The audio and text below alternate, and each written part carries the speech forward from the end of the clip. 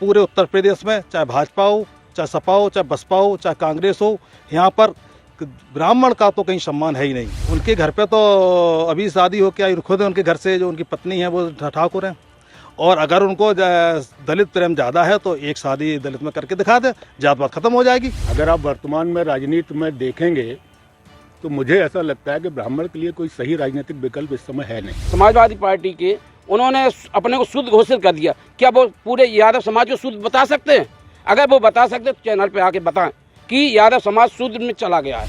आचरण ठीक हो, पहले तो वही मानस की बात करें। इतना सम्मान कांग्रेस के समय में भी ब्राह्मण को मिला, उतना इन दलगत राजनीति जो चल रही है, जातिगत राजनीति, इसमें जितना हम लोगों को अपमान झेलना पड़ा उतना कभी नहीं भी ब्राह्मण ने झेला। देखिए, मेरे ख्याल से समाजवादी पार्टी की जीन्स में ब्राह्मण विरोध है। जिस तरह से रामचरितमानस का विवाद शुरू हुआ, उसकी चौपाइयों का विरोध हुआ, समाजवादी पार्टी के राष्ट्रीय महासचिव स्वामी प्रसाद मौर्य ने चौपाइयों का विरोध किया। यह विवाद आगे बढ़ा तो समाजवादी पार्टी ने इस पर एक धड़ा उनका जो इसके पक्ष में था, दूसरा विरोध में था। लेकिन कल जिस तरह से समाजवादी पार्टी से जो विरोध कर रहा था, रॉली मिश्रा तिवारी और ऋचा सिंह को पार्टी से निष्कासित कर दिया। क्या समाजवादी पार्टी की सवर्ण विरोधी कोई मानसिकता के तहत कोई राजनीति हो रही है, या 2024 में पिछड़ा और दलित वर्सेस सवर्ण हो रहा है? यह सब जानने की कोशिश करते हैं कि मेरे साथ यहाँ पर ब्राह्मण समाज के लोग हैं। यह वो लोग हैं जो अपने अपने अलग अलग व्यवसाय से जुड़े हुए हैं और कहीं ना कहीं ब्राह्मणों की बात किस तरह से वे आध्यात्मिक चर्चा या फिर क्या उनकी राय है, यह सब जानने की कोशिश करते हैं। क्या नाम है सर आपका? बंटी वाजपेयी। ये बताइए कि जिस तरह से स्वामी प्रसाद मौर्य ने एक विरोध रामचरितमानस की चौपाई को लेकर के हुआ, और कल समाजवादी पार्टी ने शाम को ही रॉली मिश्रा तिवारी और ऋचा सिंह को निष्कासित कर दिया। क्या लगता है आपको, क्या अब समाजवादी पार्टी ब्राह्मण विरोधी किसी तरह की राजनीति करना चाहती है? मुझे तो ऐसा लगता है ये राजनीतिक पार्टियां राजनीति में आते जाते लोग रहते हैं, लेकिन जो स्वामी प्रसाद मौर्य ने हमारे धार्मिक ग्रंथ रामचरितमानस पे जो टिप्पणी की है, उनके बाबा ने रामचरितमानस पढ़ी होगी, कभी उन्होंने ऐसी टिप्पणी नहीं की। और अगर हमारे धार्मिक ग्रंथ से वो लोग खिलवाड़ करेंगे तो हमें ये बर्दाश्त नहीं है। और ये उत्तर प्रदेश क्या पूरे देश को जातियों में बांटने का काम करना चाहते हैं, जिससे उनकी राजनीतिक रोटियां सिकती रहें। लेकिन जिस तरह से अब ब्राह्मण वर्ग या जो क्षत्रिय वर्ग है या सवर्ण वर्ग है जो समाजवादी पार्टी से जुड़ा था, तो क्या ये विरोध की राजनीति कर रहे हैं क्योंकि उन्होंने अपनी ही पार्टी के दो लोगों को निकाल दिया जो उनकी बात से सहमत नहीं थे? मुझे तो ये नहीं लगता कि अब ब्राह्मण और ठाकुर को कहीं भी किसी पार्टी में सम्मान मिलता हो। और अब पूरे उत्तर प्रदेश में चाहे भाजपा हो, चाहे सपा हो, चाहे बसपा हो, चाहे कांग्रेस हो, यहाँ पर ब्राह्मण का तो कहीं सम्मान है ही नहीं। जहाँ पहले किसी ऊंचे पद पे ब्राह्मण को, नीचे पद पे उन्हीं ठाकुर को, सब समाज को लेकर पार्टियां चलती थी, अब नहीं लगता किसी में कहीं ब्राह्मण का सम्मान रहा हो। तो फिर 2024 में क्या ये जो राजनीति चल रही है ये ब्राह्मण या फिर सवर्ण वर्सेस बाकी की जातियों की राजनीति? और रही राष्ट्रीय अध्यक्ष अखिलेश जी की बात, उनके घर पे तो अभी शादी हो के आई, खुद उनके घर से जो उनकी पत्नी है वो ठाकुर हैं, और अगर उनको दलित प्रेम ज़्यादा है तो एक शादी दलित में करके दिखा दे, जात-पात खत्म हो जाएगी। तो मैं ये समझता हूँ कि वो पूरे समाज को लेके चले पहले। और मुलायम सिंह ने जो हिंदू धर्म को मानने वाले, सनातन धर्म को मानने वाले थे, अखिलेश के यहाँ भी मुलायम सिंह जब खत्म हो गए तो उन्होंने भी हिंदू रीति रिवाज के सनातन धर्म के हिसाब से 13वीं की, गरुड़ पुराण को भी उन्होंने सुना। तो जब वो खुद मानते हैं तो ये लगता है कि ये सब जो बयानबाजी और जो मौर्य का पक्ष थोड़ा बहुत उन्होंने लिया है या पूरा ले रहे हैं, तो ये लगता है ये जातियों बांटने कर अपना लाभ राजनीति देख रही है। क्या नाम है सर? आर.के. मिश्रा। क्या काम करते हैं सर? मेरा व्यवसाय है।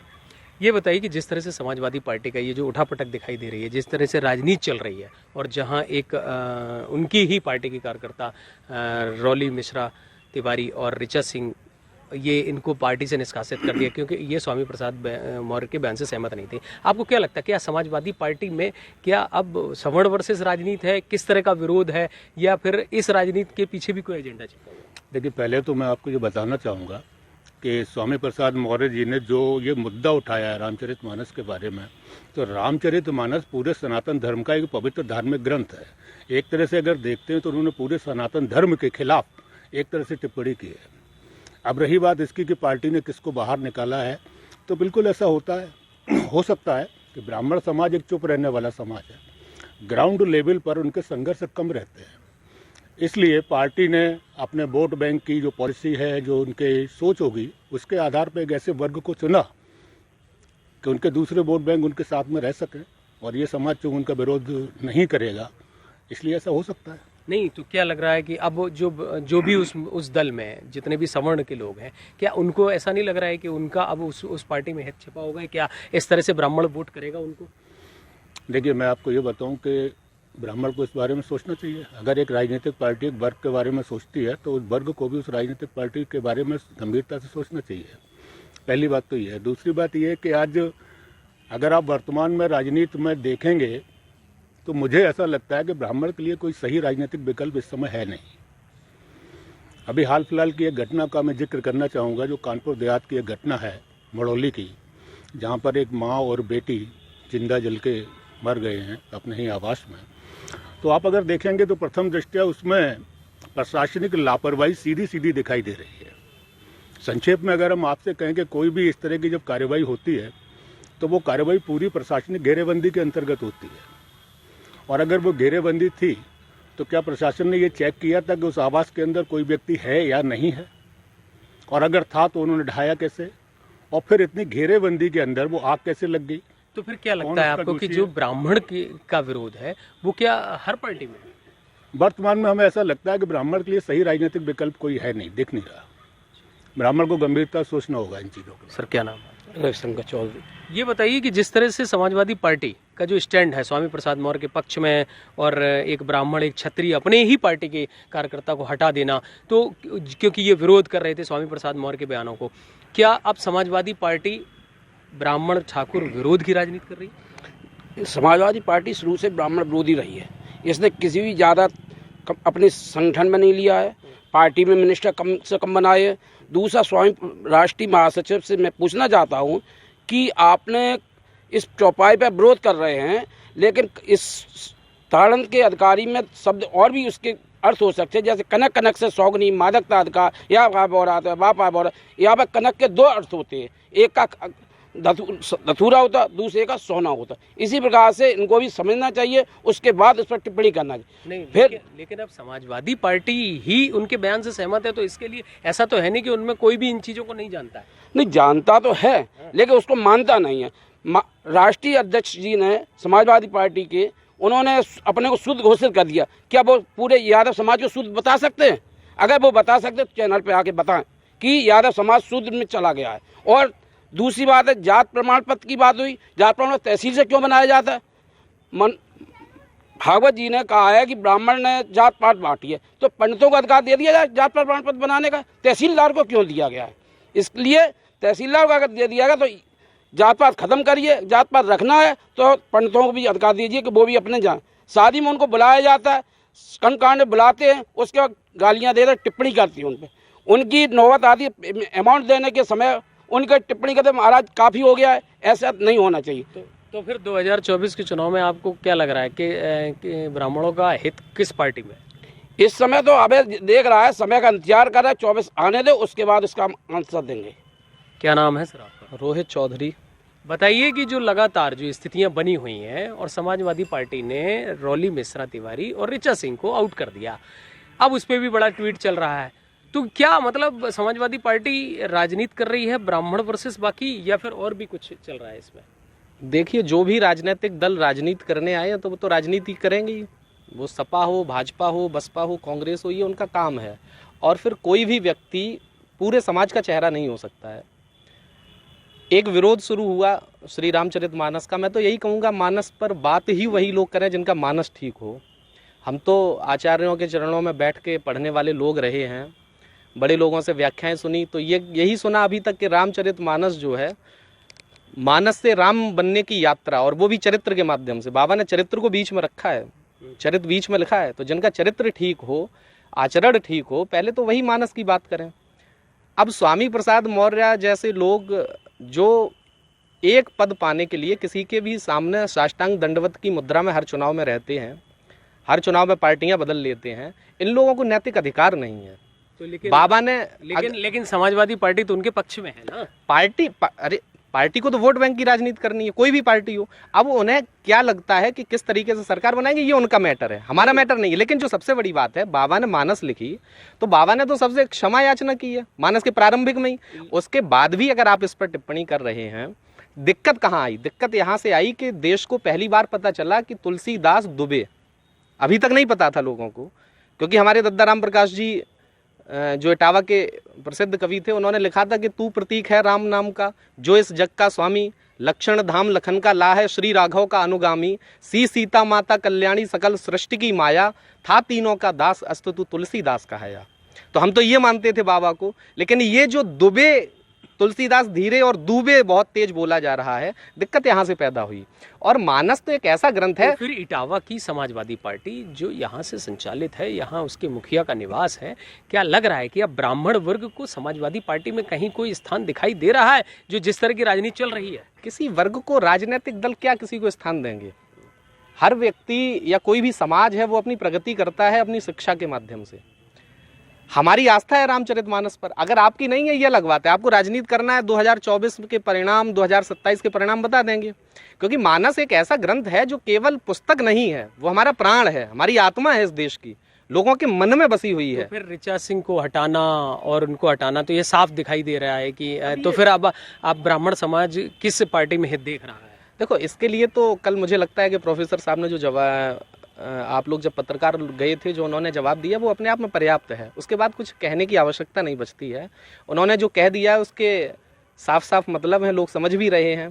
तो राजनीतिक पार्टियां अपने हिसाब से काम करेंगी, जिस दल को जहां लगता है वो वहां काम करेगा। लेकिन रामचरितमानस को मैं समझता हूं कि विवाद का विषय इसलिए नहीं बनाया जाना चाहिए कि रामचरितमानस की चौपाइयां जन्म जन्म में बसी हुई हैं। आप मानस का विरोध करोगे, प्रतिबंध लगाएंगे, सरकार आने पर ये भी बयान आए, आप किस पे प्रतिबंध लगाओगे भाई?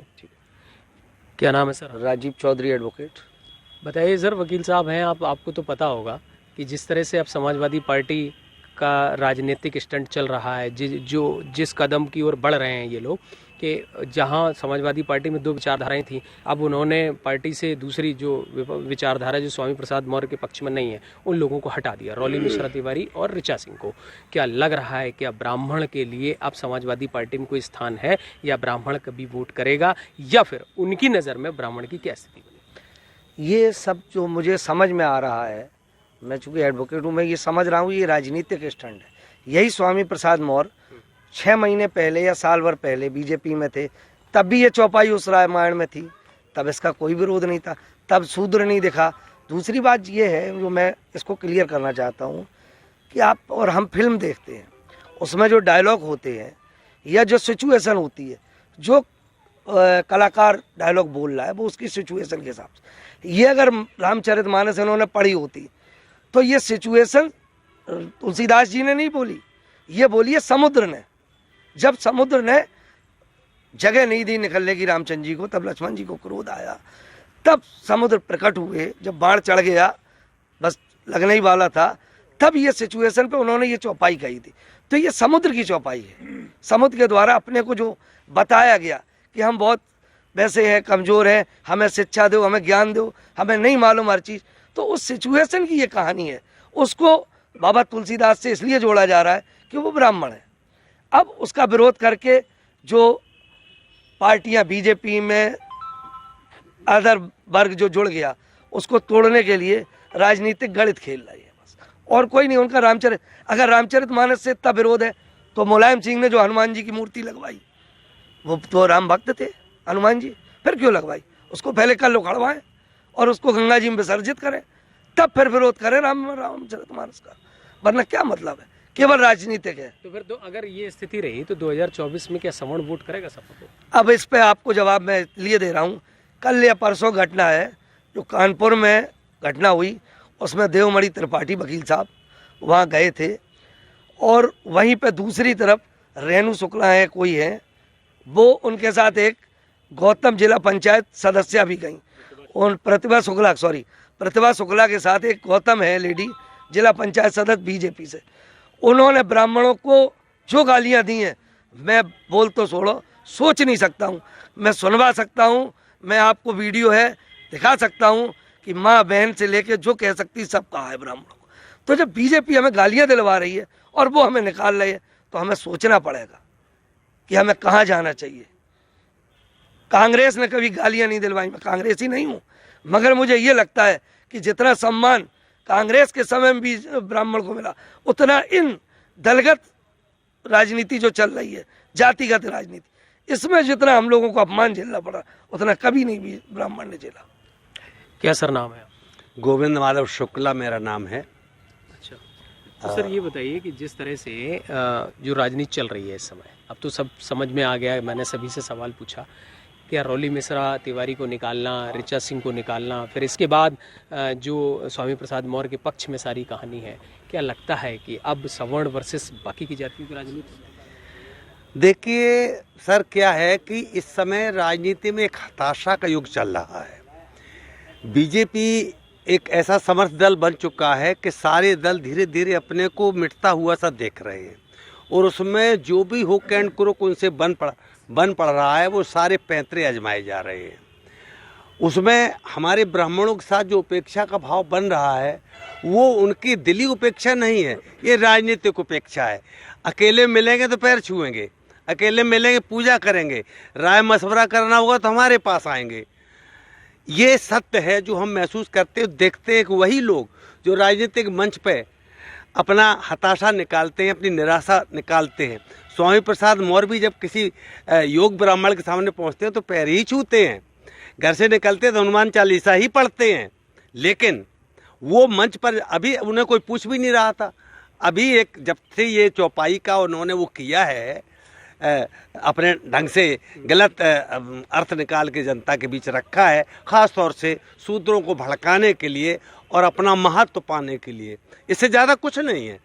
कोई पूछ रहा नहीं था, डले हुए थे हाशिए पे। अब जब से ये कह दिया, तब से कम पूरे हिंदुस्तान में स्वामी प्रसाद। लेकिन समाजवादी पार्टी तो अब उनके पक्ष में दिखाई देने लगी है, और जिस तरह से उन्होंने अपने ही 2 महिला कार्यकर्ताओं को बाहर कर दिया। समाजवादी पार्टी उनको इसलिए उठा रही है कि जरा औकात इनकी जनता को समझ में आ जाए कि ये इनकी औकात है। जनता सब समझ रही है, और जनता ये समाजवादी पार्टी दिखाना चाहती है कि ये आप लोग, क्योंकि भाई जो प्रबुद्ध वर्ग है वो पूरा समझ रहा है कि देश को ले कहाँ जाना है।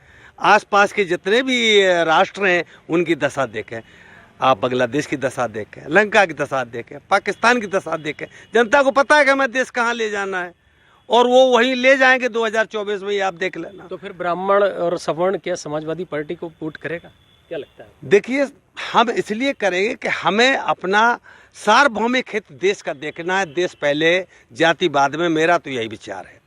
हम देश से अलग होकर के जाति में नहीं जी सकते, देश को हम आगे रखेंगे। समाजवादी पार्टी में देश हित की बात है? देश हित की बात होती अगर समाजवादी पार्टी उन नियमों पर, उन सिद्धांतों पर अटल रहती जो उनसे पहले के लोहिया जी रहे। उनके पहले मुलायम सिंह ने भी बहुत कुछ, जनेश्वर मिश्र ने बहुत कुछ ऐसा किया कि जिससे सारा समाज जुड़ के चले। लेकिन यहाँ आकर के तो अभी अखिलेश जी करे थे मैं तो शूद्र हूँ। अरे शूद्रों में अब शादियाँ अब शुरू कर दो, क्या दिक्कत? जो भी हमारे एक मित्र ने यहाँ कहा कि भाई अगर ऐसा ही आप शूद्र की तरफ मुंह किए बैठे हो तो आगे आने वाली जो जनरेशन है उनकी शादियाँ आप शूद्रों में शुरू कर दीजिए, हम मान लेंगे आप शूद्र हैं। यानी एक राजनीतिक अपना वो पाने के लिए वर्चस्व, आप शूद्रों का वोट पाने के लिए, उनको भ्रमित करने के लिए शूद्र बन रहे हैं। अब ऐसा नहीं है। हमारा जो ये वर्ण है, ये भी सब बहुत बड़ी बड़ी पोस्टों पे, ज़्यादातर अधिकारी आप देखिएगा इन्हीं वर्णों से अब आ रहे हैं। अब वो चाहे रिजर्वेशन की वजह से आ रहे हो या योग्यता की वजह से आ रहे हो, ये एक दूसरा प्रसंग है। लेकिन ये लोग ही अब तहसीलदार हैं, ये लोग ही एसडीएम हैं, ये लोग ही डीएम हैं। आप चाहे सचिवालय में चले जाइए, आपको आधे से ज़्यादा यही लोग मिलेंगे। फिर क्या बात है? फिर बंटवारा कहाँ रह गया? क्या नाम है सर आपका? मेरा नाम पल्लव दुबे एडवोकेट है। ये बताइए कि जिस तरह से अब राजनीति चल रही है इस समय समाजवादी पार्टी की, तो अब क्या लग रहा है आपको कि ऋचा सिंह को निकालना और उनको रौली तिवारी को निकालना और स्वामी प्रसाद मौर्य के पक्ष में बयान, तो अब ऐसी स्थिति में क्या समाजवादी पार्टी सवर्णों के विरोध की राजनीति कर रही है? देखिए, मेरे ख्याल से समाजवादी पार्टी की जीन्स में ब्राह्मण विरोध है।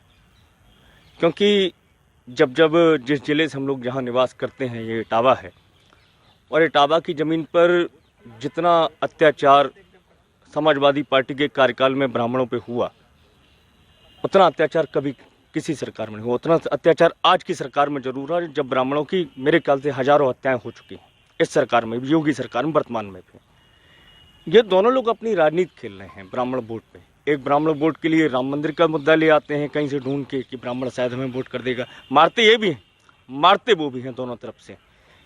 मोहन भागवत जी बयान देते हैं, बोली जातियाँ ब्राह्मणों ने बना दी। ये बयान देते हैं बोले कि तुलसीदास जी ब्राह्मण थे, उन्होंने ये लिख दिया, बोले कि हम शूद्र हैं। अरे भाई ठीक है, आप शूद्र हैं, हमने तो आपसे नहीं कहा कि आप शूद्रता के कार्य कीजिए, हम तो आपको बराबरी के मंडल पर ही बैठा रहे हैं।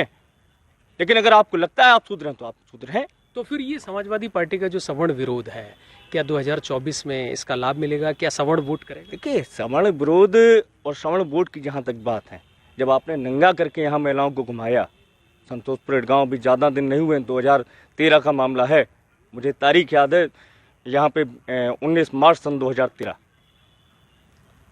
तो कैसे समाजवादी पार्टी कोई वोट कर देगा? अगर जिज्ञासा मर गई हो जिस ब्राह्मण की, वो अपना जाके वोट कर देगा। जिसने वो सम्मान देखा होगा, जिसे अपनी माँ बहनों की इज्जत प्यारी होगी, वो कभी समाजवादी पार्टी को वोट नहीं करेगा और ना ही उसे करना चाहिए। दूसरी बात, जहाँ तक भाजपा की बात रही, अभी कानपुर कांड की बात चली, जिंदा जला दिया हमारे लोगों को। और एक एक करके जहाँ भू माफिया की कार्रवाई हुई, जहाँ बुलडोजर चला, वो सारा बुलडोजर ब्राह्मणों पर इस सरकार में भी चल रहा है। क्यों विजय मिश्रा के ऊपर कार्रवाई हुई, राजा भैया के ऊपर कार्रवाई क्यों नहीं हुई? क्योंकि वो ठाकुर। बात ये नहीं है, आप जातिगत तौर पे अगर मारेंगे तो निश्चित तौर पे जातिगत विखंडन होगा। आप अगर राजा भैया का बचाव करेंगे तो आने वाली सरकारों में 6 मुख्यमंत्री दिए कांग्रेस ने, कभी जातिवाद नहीं पनपा। श्रीपति मिश्रा से लेके आपके गोविंद वल्लभ पंत से लेके सुचित्रा कृपाणी से लेके नरेंद्र तिवारी से लेके 6 मुख्यमंत्री हैं। कभी आपने देखा कि ब्राह्मणवाद हुआ? हर जात का भला होता है यहाँ पर। मेरे ख्याल से अगर हमारे पास ऑप्शन, अगर हम दोबारा लेके आएंगे कांग्रेस को, तो कुछ बनता है। वरना बटे रहिए जातियों में, वही मंडल और कमंडल फिर से आएंगे, वो अपनी राजनीति खेलेंगे, जातिगत आधार पर बांटेंगे और निश्चित तौर पर नुकसान हमेशा ब्राह्मण का होगा। मेरे साथ यहाँ ब्राह्मण समाज के वो मुहज्जिद लोग थे जिन्होंने अपनी भाव भंगिमा के तहत सारी व्यथा व्यक्त की और उनका कहना है किसी भी दल में ब्राह्मण हित नहीं है। और जो समाजवादी पार्टी सवर्णों के विरोध की राजनीति कर रही है, जहाँ स्वामी प्रसाद मौर्य के बयानों के पक्ष में खड़ी है, तो वहीं 2024 में इसका परिणाम भी देखने को मिलेगा। अब देखना होगा कि समाजवादी पार्टी का यह राजनीतिक दांव कितना कामयाब होता है। अमित तिवारी, यूपी तक, इटावा।